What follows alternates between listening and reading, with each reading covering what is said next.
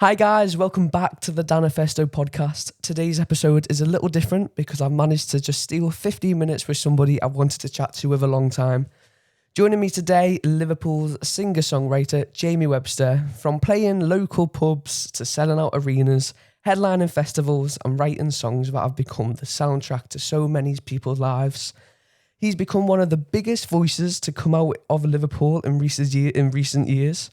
He's also got a brand new album, Running Around the Sun, on the way, so we'll have a little talk about that too. Jamie, thank you so much for joining me. Nice to see you, Daniel. It's an absolute pleasure. So you've gone from playing pubs in Liverpool to selling out massive shows and becoming one of the biggest voices our city's produced. What's life actually like compared to where it all started? Good question, I suppose. I feel like the same person, but obviously things around you change, people around you change, and circumstances change. But it's very different to working on a building site, being and playing in the pubs in the weekend for a bit of extra money and just for something to do with my mates, to doing it full time for a job. Obviously, I'm very proud of what I've done. It's exciting, to not really know what's coming sometimes, whereas when I used to work as an electrician, I just knew I'd be working with cable every day, no matter what.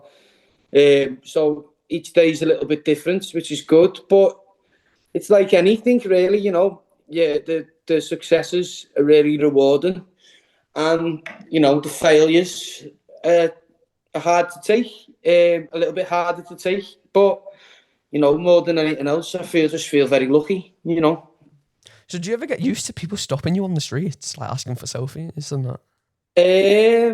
I suppose I'm used to it a bit now, because I suppose that started happening for me maybe 2018 after like the LA thing. So, it's nearly 10 years on now. It's nearly 8 years sort of going into the 9th year on. So I've got used to it. Especially in Liverpool and in the UK, I find it strange sometimes when I'm in a different country and someone asks that's when I know it's that's new territory for me. But I still find it surprising that people actually want a photo with me. But it's not something that it doesn't shock me as much anymore. And as long as people ask in the right way and people are polite, I'm more than happy to do it, of course. So people have seen the sold out gigs, but they don't see everything else like behind the scenes. So what's the actual emotional side to like releasing music and all that? It's very, very emotional because, I haven't got kids, but I always say, like, I imagine a song getting released is like sending your kid to nursery for the first time, because like you're letting them out into the world a little bit. And so it's quite nerve-wracking.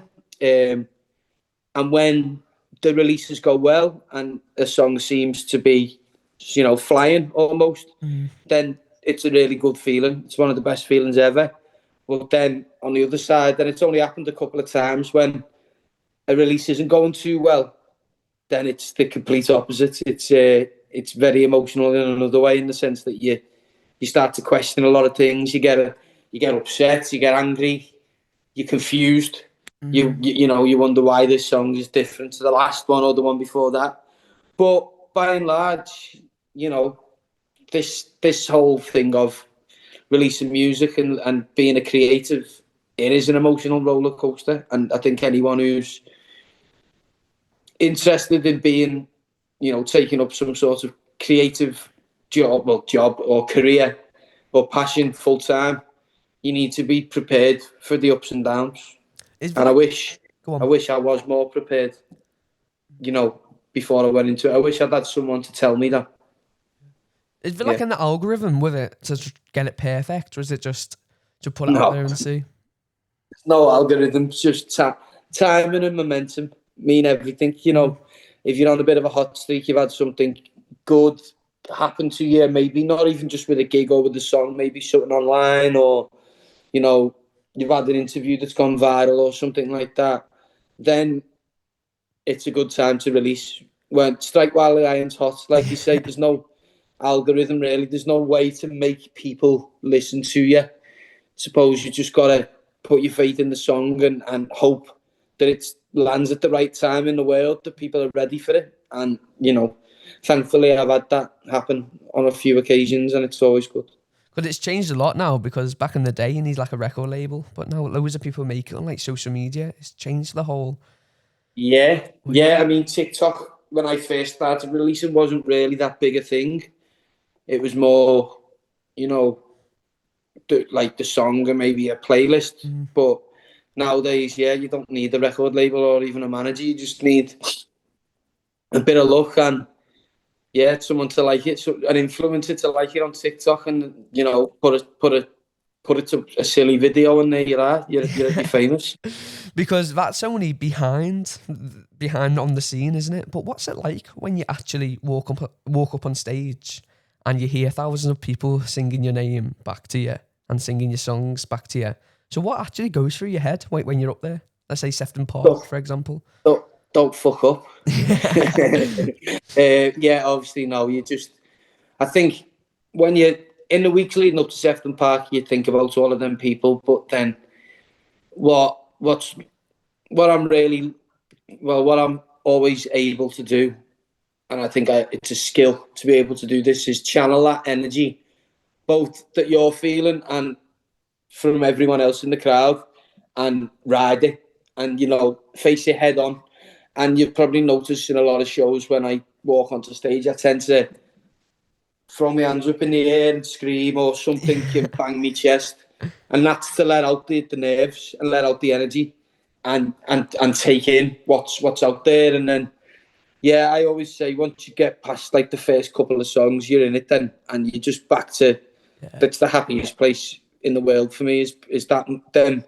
Whether it's half an hour and a half, 2 hours on stage, whatever it is, that's when I'm happiest, because you don't think, you just do it. You're just in flow state, and all the things that, in life that can get you down, or things that can worry you and trouble you, they all just leave your head, and it's just you and the music, you and the guitar, you and the band, and the people in front of you that believe in it. So, yeah. Yeah, so it covers loads of adrenaline and dopamine. So does it ever get addictive? Yeah, it's massively addictive, to the point that when you stop and you have a break in touring for a while, you don't feel like yourself. You start to feel like you're losing, and all you want to do is just get back on stage and get that validation again from the fans. Yeah, because a few years ago, I lost my granddad, and it was probably one of the lowest points of my life, really bad mentally. But I don't think you realise this, but your music has generally really helped me, like as a person, and really helped me mentally and physically and just overall. Because it was by Christmas, and I remember that podcast that you invited me to, and that it changed my life. So I just wanted you to know that. I'm really thankful. No, well, I'm very thankful, and I knew you were going through a bad time, mate, and we all have them. And when I go through a bad time, more recently than you might think, when we all go through a bad time, we need somebody to, obviously you have your like your mum. I have my mum, my wife, people like that around you. But sometimes you just need someone else to tell you that it's going to be all right. And I think when that happens, it can give you, if it's someone that you look up to, or like someone that you don't really know, that can sometimes be a relief. When someone that, because people who are with you all the time, they're going to tell you it's going to be all right, because that's their job. But for someone outside of the circle to tell you that, I think it can give you a new lease of life, and it can just to tell you that you're not going crazy, and that your feelings are validated, and that it's okay to feel sad, and it's good to feel sad, because that's a process of grieving, and that's how you get over things. You've got to feel sad to feel happy again. You know what I mean? Especially with something like that. So no, it was lovely to meet you that day, and thankfully we've met up on a couple of occasions, haven't we? Yeah. I've bumped into you on a couple of occasions now, and we're mates, like I said to you that day, aren't we? Yeah. So it's been a good thing. When you hear stories like that, does it change the way you look at your music? Yeah, it just makes me feel proud that me. I never ever thought that my music would have such significance in people's lives. I just thought, at best I'd be someone to enjoy a night out to. I didn't think it'd go any deeper than that. And obviously when, you say things like this and, I have messages off couples that like songs have been used at the weddings, people telling me that the songs are used at funerals and stuff like that, and all birthdays, all of these occasions, and people have had lyrics tattooed on them and all of that sort of stuff. It makes you proud of what you're doing. That you might not be making a difference to the state of the world, but if you're making a difference to people's lives for the better, then that's all you can really ask for. That's more than you could ask for. And I feel very lucky to be able to do that. Yeah. So speaking of writing songs and how it moves people, so you've got a brand new album coming out, running around the sun. Yeah. So it really feels like a personal record. So can you tell me a bit about that? Yeah, well, it's like what you talk about having ups and downs. We all have them, and one thing I've never really explored in my music is my own feelings. It's normally been like a summary of collective feelings from people, and maybe opinions and food for thought for other people a lot, and social commentary from studs, up above, the crowd, casting down your opinion maybe sometimes. And for this record, I wanted to be a bit more personal in terms of how I was telling other people's stories. So I wanted to tell stories, songs like Breadline, songs like Small Town Life, where I'm speaking in first person through someone else. Yeah. I wanted to do that because it's a lot more personal, it's a lot more vulnerable. And then also something that other than with Something in the Air, I don't think I've ever released a very personal song. It's always been about other people and like what I see in other people's lives. And I think with this album, with what I've been through and, sort of having a bit of a break,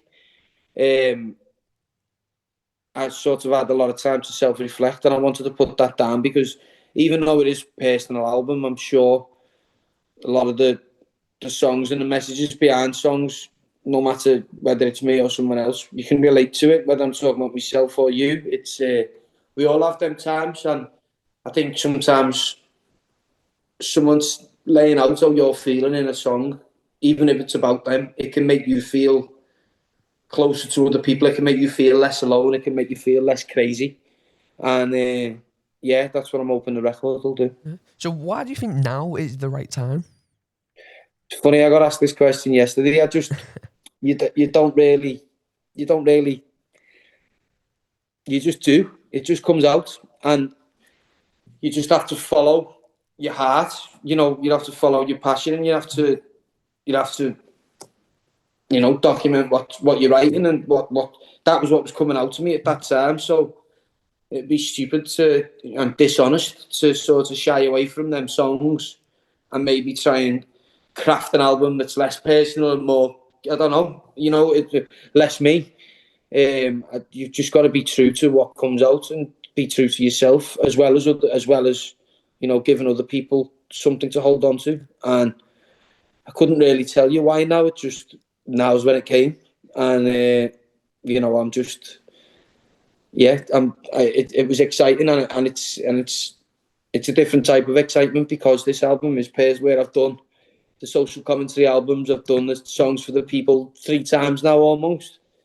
So this time I'm excited to see. It's a new type of excitement and fear, and I think it's good to move into different waters. Don't just stay in a baby pool all your life where you're comfortable. You should get out there into the open sea and try and do new things, and this is something new for me. So the only difference will be whether it's a failure or a success, in a few weeks, months time, and back to the drawing board then and do another one. So we've got one final question. So at the minute, my favourite song, like since you played the M&S Bank Arena, has been North End Kid. That has been one of my favourite songs. Do you think with this new album there'll be a song that will overtake that for me?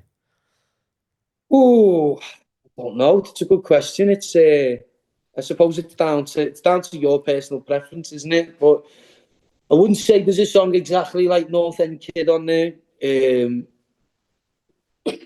maybe there's a song that you might like that hasn't been released yet. And it's called Wherever You Are. And it's about what I was talking about, where it's helping people through bad times. That might make you, you know, and it ends really happily. A bit like No Thank Kid sort of thing, where it has the moments of happiness to a sad story. And I think that's what this song's got a little bit like. Wherever You Are, you might like that one. I don't know if it'll overtake North End Kid, because North End Kid's one of my most favourite songs as well. Same, love it. It's definitely my favourite off Moments. It might be my favourite of all time. So it's up there with that, and We Get By, and Something in the Air and Lovers in the Supermarket. They're songs that I'm really proud of personally. But whether I'll top it on this next album, Daniel, you'll have to let me know. We'll have to do another podcast further down, maybe a year down the line, and you let me know. 100%. A year after the album's come out, you let me know which is your favourite, okay? We're doing in person as well. Yeah, we're doing it in person. Happy days, mate. So is that out on the 4th? Yeah, 4th September. 4th of September, it's out everywhere. So if anyone is watching or listening to this, which I'm sure they will be, if you want to support it, you can listen to it, you can buy it anywhere really. Just type in Jamie Webster new album, and I'm sure you'll be able to find it somewhere. Wow. And yeah, hopefully I can get a disc like the ones in the background here. Hopefully you can get it on a disc for me wall. But we never know. As long as it makes a connection with real people like you, Daniel, that's all that matters to me, mate. Oh. That's all that matters to me. Jamie, honestly, thank you so much for taking the time. Honestly. No, mate. Right. Always got time for you. Oh, thank you. Right, everyone, I'll see you soon. Bye-bye.